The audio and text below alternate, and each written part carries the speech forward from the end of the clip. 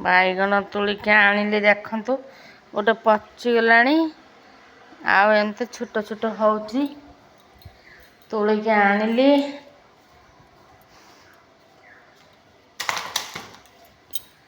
ମାଛ ଖଟା କରିଛି ମାଛ ଭେଣ୍ଡି ଖଟା ଏଇ ମାଛ ଭେଣ୍ଡି ଖଟା କରିଛି ତେନ୍ତୁଳି ଦେଇକି ସୋରିଷ ଦେଇକି ଖଟା କରିଛି ଖାଇବି ଏଇନା।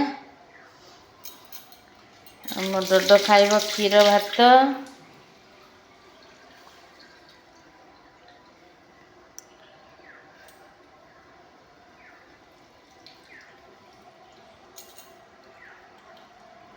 ଦେଖନ୍ତୁ